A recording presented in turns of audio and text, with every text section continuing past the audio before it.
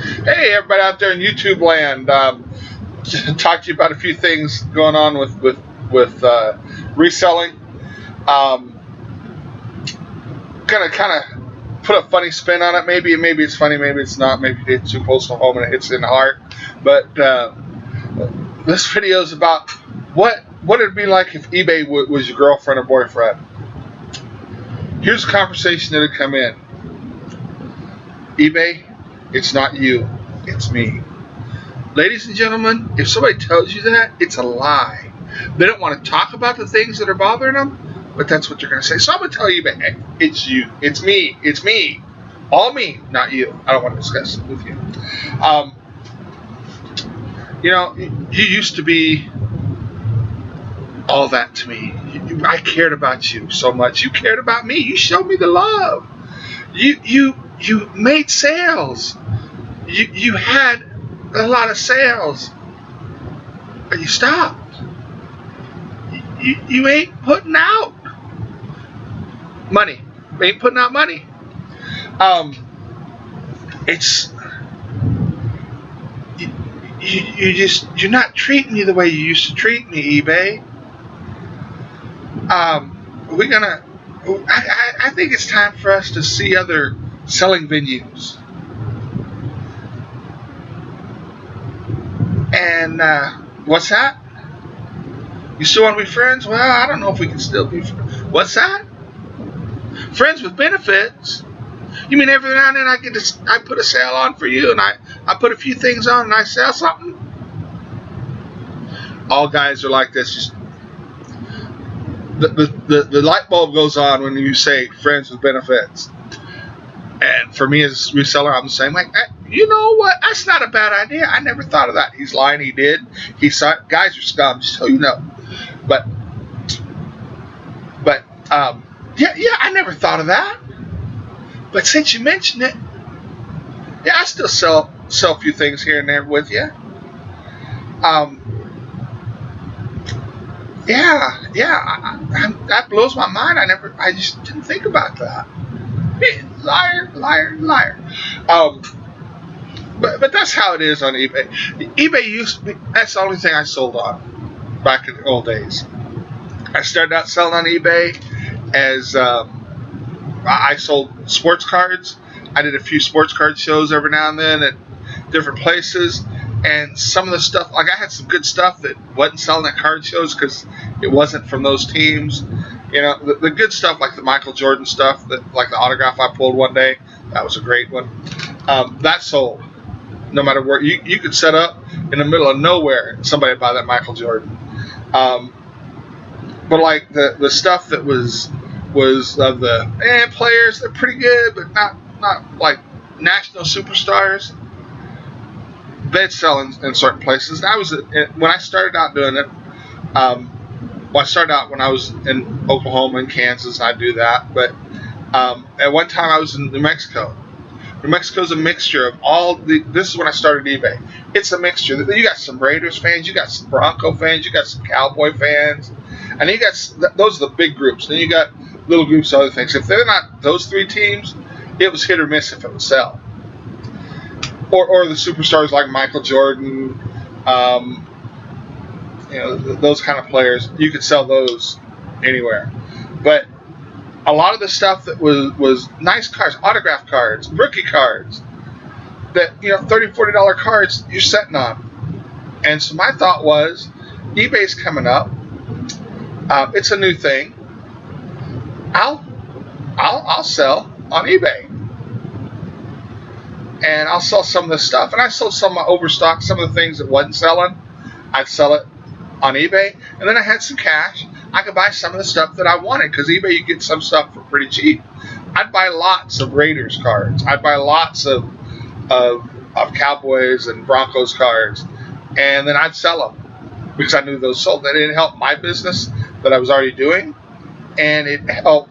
It got me some stuff on eBay, and I remember when McGuire and Sosa were the big thing. I bought some packs of those on eBay. Turned around and sold them like at the shows and made a lot of money doing that because everybody was after the Sosas and the McGuires And they're breaking these records, and who's going to win it, we don't know. But anything Sosa McGuire was hot there for a while too, but that's dead. But that's how I started on eBay. And as I went, I got out of the cards as the cards died, and I got into the storage units. And eBay is a great place to sell some stuff on storage units, but instead of the card shows, I was doing the flea market. And I wasn't doing much buying on eBay then. I was doing a lot of selling. I'd find things that at the flea market, and I'd list it on eBay, or at the storage auctions, and I'd list it on eBay, and I'd make good money. It has gotten to the point where eBay is hot and cold. You can have, for me, this is me. I don't know about anybody else. It may be the same for you guys too, but it is where I might have a week where I sell a lot of stuff, and then I'll have the next week I'll sell nothing. And eBay seems to be right now, I'm at the bottom of their list, and I'm not a top-rated seller anymore. I lost that. Had one day nothing shipped out on time. I don't even remember what happened, but it was like 4 orders, and that hurt me bad. And so anyway, I'm not a top-rated seller. Won't be until next month. That's hurt some, but it's just like eBay is dead right now, and it has been for the last month. I mean, I still sell something every now and then, but it's not like every day I sell. And part of that is too, what I did is I completely cleaned out my eBay store. I pretty much started with scratch. I had 30 listings. I'm up in the 50s now with some of the things that are selling and putting on. But I'm listing every day. But it's just not the way it used to be. And so I've done some things that I said at one time I'd never do. I went to Amazon. At one time I said, Amazon, that's a what is it called? A flash in the pan kind of thing. Amazon's not going to stay around. It's just copying off eBay, and it'll say, boy, was I wrong. Huh, I've been wrong before. I tell my kids at school, I'm wrong once a year. After about the third day, they're like, it's more than once a year, buddy. But I was wrong on this one. It has been known to happen every now and then. But Amazon's not a flash in the pan. It is staying, and it'll be there for a while. I saw a stat the other day that a survey of college students, and like 3 times as many of them have heard of Amazon, and there were a lot of them that had never even heard of eBay. So Amazon is there. Amazon's the thing to be on, and I'm finding I need to be quicker with changing, because it was a mistake for me not to be on Amazon. I'm doing FBA. I started out with just a small, like a box that I sent in, box of stuff.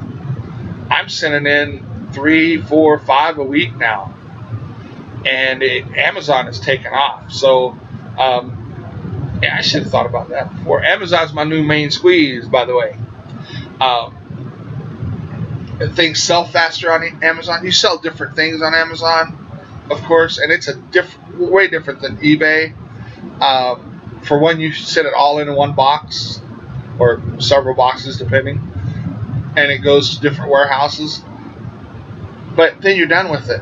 You don't have to worry about it for 6 months until your fees are coming up, and then you gotta say, all right, do I want to bring this back? Do I want to keep it, pay these extra fees? Is it gonna sell? You got to make those decisions, but you don't have to. Like with eBay, I list something, I put it in a box, label the box telling me when I listed it, and then like for me, I do it by months. So I might have 3 boxes up there that say 6/19. So I know this is the stuff I listed first of the month, last month. When they empty out a little bit, I combine them. Then I've got one that's 6/19. So everything I've listed in June 19 is in 1 or 2 boxes. And a few things that are on that same shelf. So I kind of know that's where if I sold something in June of 19, I put that on my listing 6/19. And then if that comes up, then I know that's where I look for it. So that's how I'm kind of organized with it. But it's just, But anytime you just sit there and wait for it. Once it sells, then, and some days, I had something the other day. I got an offer the next day. Wasn't even 24 hours later, I get an offer on it. That was too low of an offer. I didn't accept it. But I've sold things that sold full price the next day.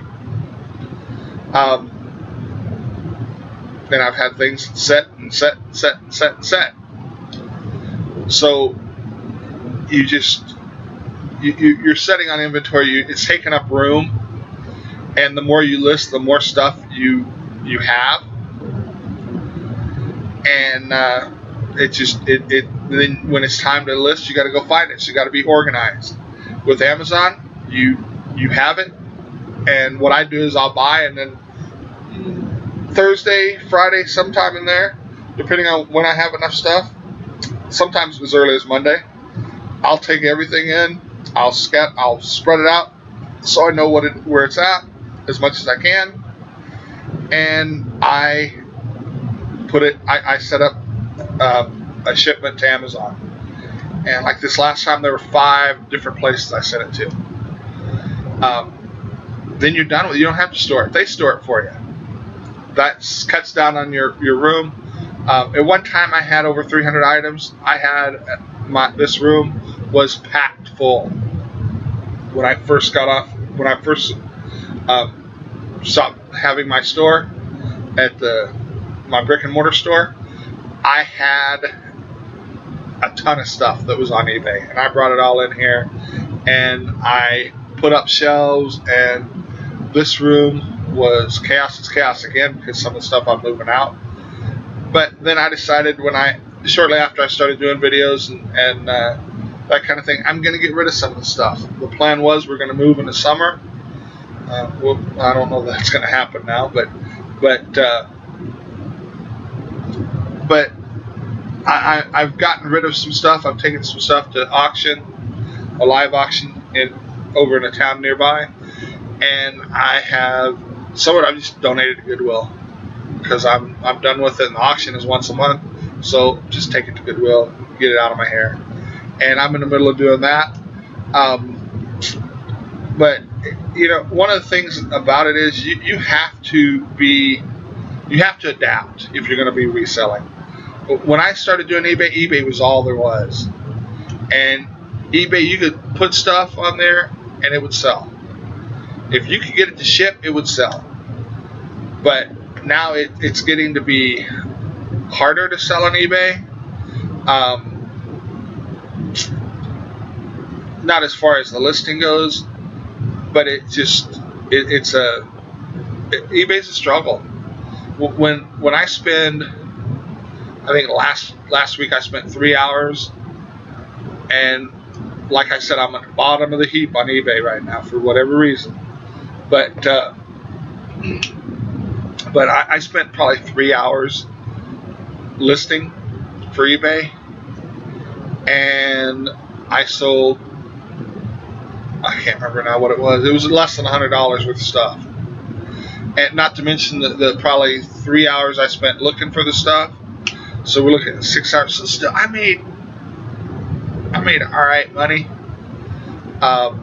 Probably about $12 an hour, something like that. So it's not like I'm losing money doing eBay.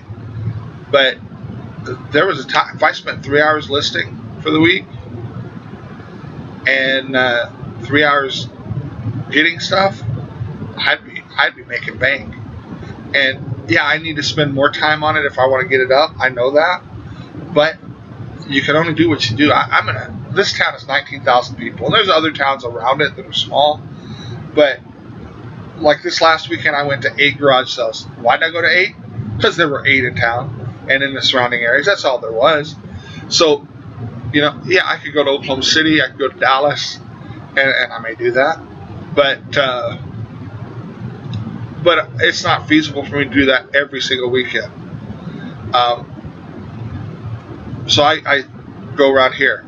There at 8, like this last week, I spent maybe a couple hours because there were 8, and a lot of them were right there in the same. Like 2 of them were across the street from each other. I don't know if they planned that or not, but but that worked out well for me. One of them didn't buy anything. One of them I bought, I think $12 worth of stuff. Got 3 items, and did pretty good at it. But there's quality here, but there's not quantity. So yeah, I'd love to be able to go to garage sales and spend $100 and make 500, 1,000, something like that. But it's just not here. Sometimes you get lucky. I've had weekends where I filled up the truck. This weekend, my big finds were VCRs, and I found 3 of them. They're going to sell for not great VCRs either. I mean, just they're if they work, and I haven't tested them yet, and it's Monday, so I got to get that done. But they'll sell for $35. I'll make 25 to 30 off of them. I spent a total of $9 for 3 VCRs, and I'll make what, 105 after taxes, after fees and everything. Probably closer to $95 profit. That's not bad, but when that's your highlight, that ain't paying the bills, as they say. They don't feed the bulldog, but it gives them a little snack, but it's not enough. So I do more of the retail arbitrage now, and I am finding enough in this little town and the surrounding towns to keep me busy on that. And not only that, but if I spend 3 hours looking for stuff and then 3 hours getting it ready to ship out, I'm gonna make more than $100, almost guaranteed. Profit. I'll make more than $100. So, to me, Amazon, I'm probably making $40, $50 an hour. Yard sales, I'm making $12 an hour. It just makes sense to me to spend more time on the Amazon, and that's why I got to break up with eBay. But still, friends with benefits. So I'll still sell on eBay every now and then. Like, for example, I have this item that's listed on eBay now. The package is messed up. Didn't see that when I was buying it. I don't know if you can see that or not, but can't sell that on Amazon. But I bought it, and so I listed it on eBay. I won't make as much money on it, but still make my money back on it a little more. So that's listed on eBay.